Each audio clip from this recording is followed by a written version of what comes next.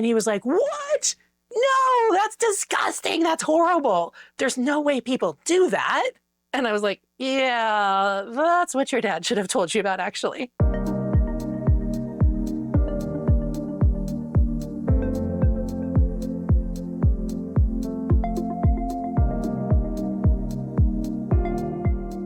I am Dr. Robin Dickinson, and we are discussing myth versus clinical truth. I think most of us have pretty cringy memories about sex ed. And if you're a parent who wants your kids to have accurate, shame-free information, but you don't want a big awkward talk, and you definitely don't want the internet raising them, this series is for you. I'm going to teach you the clinical truth in a way you can actually use at home. Whether it was at school or at home, it always comes down to these very awkward conversations from very anxious adults. In my health class in high school, it was this overly perky, enthusiastic person who didn't actually know the real science and didn't have any real clinical experience. She couldn't actually tell us the truth of anything. She just had one goal in mind, as far as I could tell, which was to scare us out of getting pregnant or having an STD. And that's just not a great way of approaching sex. My mom had similar fears about me and not having sex, and that's still not a great way of approaching sex. We know that people who actually have good information are less likely to have sex, less likely to get STIs, and less likely to get pregnant. But getting them that good information in a good way, that is not something people are really good at. As a physician, I saw this all the time. Parents would actually bring their kids into my office for the talk, because they wanted to get clear, accurate information for their kids and teens. And then a funny thing would happen. The parents ended up learning a lot too. They'd start asking lots of questions about all these things that they didn't know, which kind of weirded out their kids. But it made for this really interesting learning experience where both of them were having these breakthrough moments. The kids were actually able to see how important and interesting this information was because they saw me having these conversations with their parents that were very natural and in-depth and interesting. Because I'm a doctor, I have clinical experience, not just with teaching, but with what goes wrong when it isn't taught. So I'll add little tidbits from the clinic as we go. But also, I have things in the back of my head, in my mind's eye, things I can't unsee. Stories I'll never forget about people who didn't have the information they needed. I've taken care of teens who believed it when someone told them that doesn't count, and they ended up in situations they didn't understand and weren't prepared for. I've also met kids who couldn't name that a boundary had been crossed or explain what happened to them because no one ever taught them what consent is or gave them the language to talk about it. That's why I teach clinical truth. Not to scare kids, but to protect them. And I want to tell you how I got here. Today I want to show you why most sex ed fails and how I ended up teaching this so this doesn't have to be awkward in your house. I was a precocious child. I picked up a lot of details about how sex works just from listening carefully and from reading the Old Testament of the Bible. There's a lot of graphic information there when someone is willing to wade through a lot of other stuff. Reading it as a human document was hilarious to me. I would be laughing and people wouldn't understand why. I was like, well, this guy was peeing against the wall and the other guy cut the corner of his clothes off him. What a crazy story. The pastor never talks about this in church. When I asked my mom questions about human reproduction, she would always answer them accurately, if a bit awkwardly, and with a little bit of anxiety. But I know she wanted me to actually have the information. She also had a lot of really interesting anthropology and other college textbooks in the basement of my house that I had free access to, including a really interesting one that went into all sorts of details I probably did not need to know about the sexual practices of different cultures throughout human history. But even with all those anthropology books, I felt completely unprepared for puberty. None of that was written about in any of the resources that I was working with. And my mom kind of treated it like the cross that women have to bear, which was pretty typical of the time. Overall, I was way better off than many of my friends, and way better off than my half-brothers. My sister and I have one dad, and my brothers have another dad. My sister and I were handled by my mom, anxious but determined to give us accurate information. But for my brothers, she herded them in with their dad to get the talk, and that was a disaster. When my first brother said something so completely naive that my mom decided he really needed to talk, she herded him into his bedroom with his dad and was basically like, there, talk about it. I think she'd heard him say something about a baby coming out of a mom's belly button. I think they were in there for maybe like a minute before my stepdad went bolting out. So I went in and I was like, so Jim, do you understand where babies come from now? And he was like, yeah, I know where babies come from. I was like, so you know about And I just started outlining a few details I thought maybe should have been covered. And he was like, "What? No, that's disgusting. That's horrible. There's no way people do that." And I was like, "Yeah, that's what your dad should have told you about, actually." So I took him to my bedroom, pulled out my biology textbook. Now, mind you, I had never so much as held hands with a guy before. I had no experience at all. But I did have a biology textbook, and I had learned about this in school. So I felt like I was better qualified than pretty much anyone else in the house to at least explain things clearly. So I sat down and explained step by step how the whole thing worked. It was a really interesting process because I had no preconceived notions about any of this. I went into it explaining the biology first and then answering each question as it came up. So instead of it being scare tactics or how you should or shouldn't do things, or focusing on the act itself, since I didn't really know anything about that anyway, it was really focused on the reason why we do this. I explained that we need genetic diversity. We need to be able to get two people's genetics together. He was totally on board with that. That made sense. So then I was like, okay, so in order to get two people's genetics together, we need a way to get genetics from one person to another. And the way we do that is with sex. And here's how that works. But it wasn't like the main thing. It was just part of the story of how you make another human. And then I explained that people did things so they wouldn't get pregnant every time. And he was like, "What? People don't just do that to make babies? Why would they do that other times?" So then I got to explain how contraception worked as far as I knew, which was purely theoretical. And I also got to explain that people had sex for other reasons, like connection and bonding. Also purely theoretical for me at that point. But it was very non-emotional, non-bizarre conversation. My little sister sat in on some of those conversations too, and she learned a lot more than she knew before. So even before we had any personal experience, we had science experience. And I ended up doing the same things for my other brothers over time. Meanwhile, I did eventually get married. I did end up with personal experience. And I went to medical school and had significantly more medical knowledge. And I discovered that this was a topic I really enjoyed teaching about because it really impacts people's personal lives. I went into medicine for a few reasons. One of my major drivers was realizing that doctors know what's going on in people's personal lives and are able to be there with them through it. Even if they can't fix it, they can understand it and help. I absolutely love teaching, and I love humans and being there with them. So this was a way to take my love of science and humans and teaching and put it all together. So I ended up sitting with a lot of people through a lot of challenging experiences. And I never made decisions for people. That isn't my style. My goal is for them to understand the information, the science pros and cons, not the moral pros and cons, the science ones, and then let them make their own decision. Some doctors feel that they have to be God, and some patients think that doctors should be God and make everything perfect. But that's not how it works. We're merely humans. I had a colleague I loved working with because we were both equally conscientious. But he had one very big difference for me. He felt personally responsible for everything. If he was on call and patients would call overnight, he literally couldn't sleep because he was afraid he would sleep through a call and somebody would die. And I was like, no, that's not your job. If they're not smart enough to call 911 and they die, that's not on you. You are not personally standing there between a patient and the brink of death. They live in modern times. They can call an ambulance. So I didn't go into situations with opinions about what people should do. I went in with science. I went in with a very confident belief that my job was to teach and to listen. I started medical school at 20 years old. And when you're 20, it's pretty easy to have a lot of opinions. When you don't have much life experience yet, you tend to think you know the answers. And then life beats you up a bit and you realize you don't know everything. A really critical turning point for me came during my first outpatient internal medicine rotation.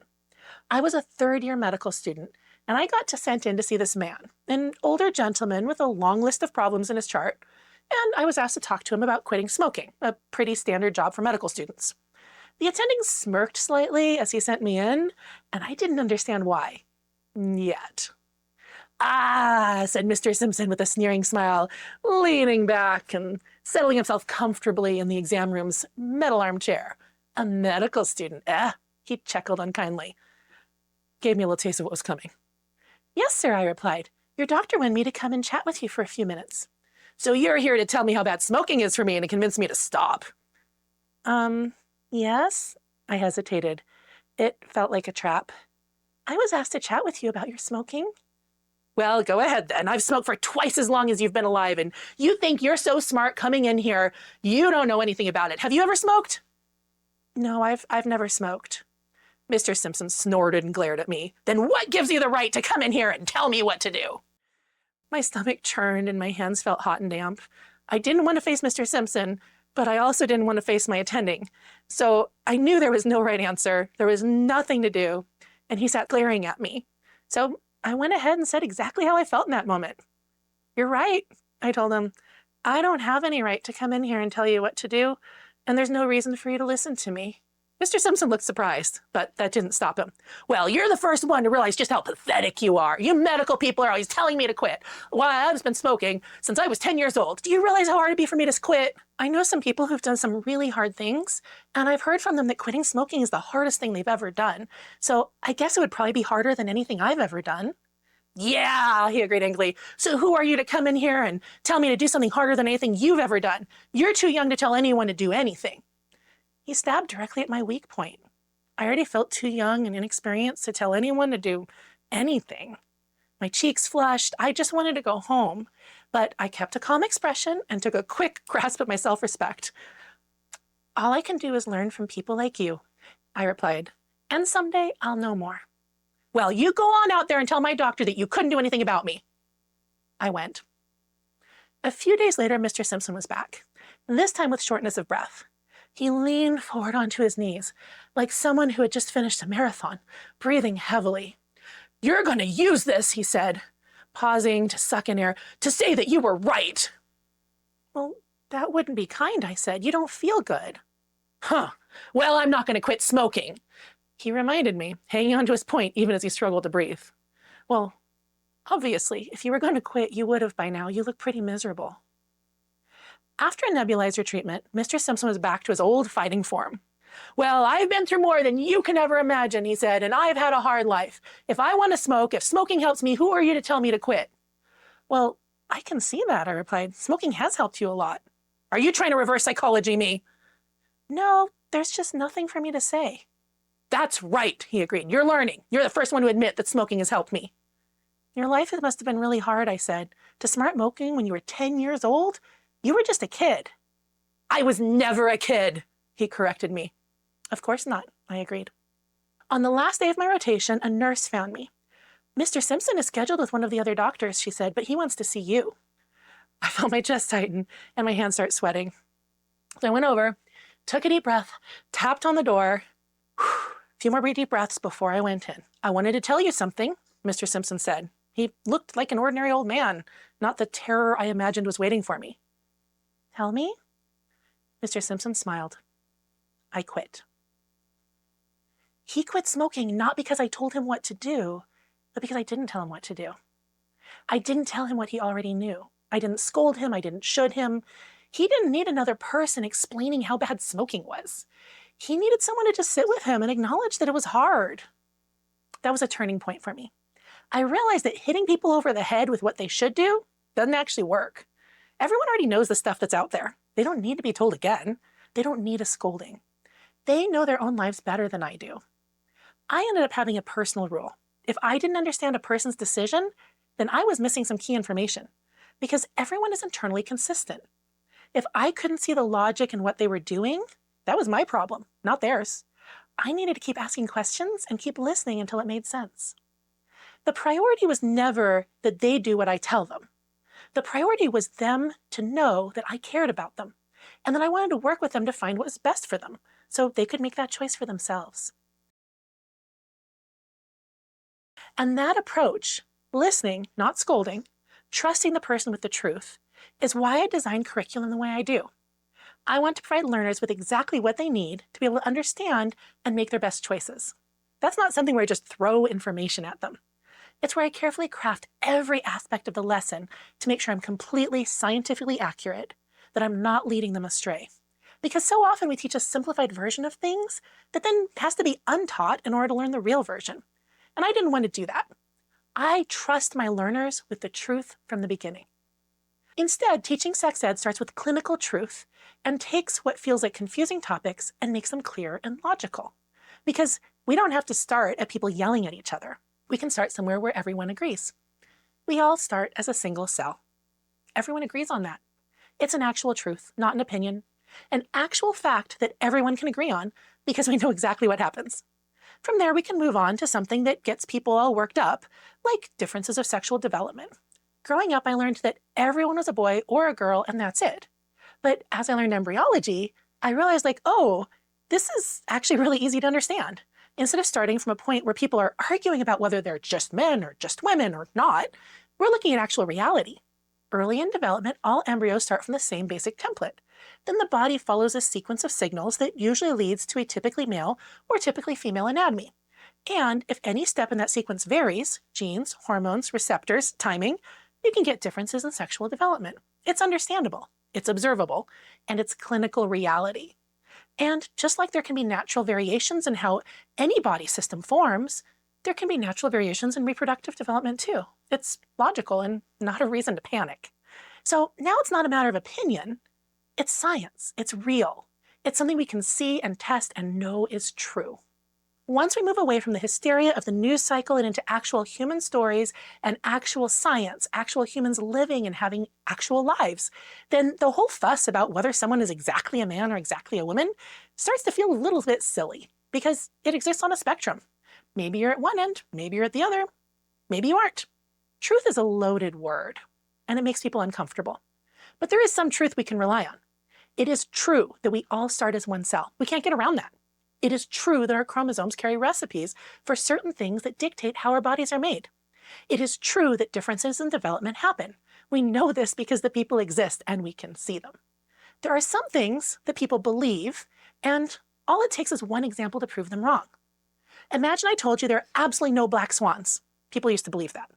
Let's say that I insisted on it. I could use lots of different ways to try to prove that there's no black swans. But all it takes is one black swan to prove they exist. And people can do the same thing with differences in development. They can try to convince us that that doesn't exist. We can go around saying, I'm right and you're wrong and I'm smart and you're dumb and there is nothing you can do about it. That's a quote from Matilda, by the way. I love that movie. But that doesn't change the truth. The truth is what's actually real. And if we show them a black swan, then yes, there are black swans, and that's it.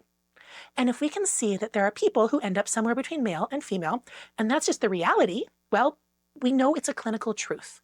And instead of shame and fear and misinformation, instead of people not getting the health care they need, not understanding what's happening to their own bodies, denying even that some people exist, we can replace that with the truth, with information, with the clinical reality of how humans are actually built. One of my first video editors texted me a photo of her grocery cart. She said, "Look what you made me do. You made me buy all this healthy food." I texted back, "But I haven't even done a single lesson on nutrition." She'd been editing anatomy and physiology lessons, and she'd gotten through the heart, the lungs, maybe the digestive system.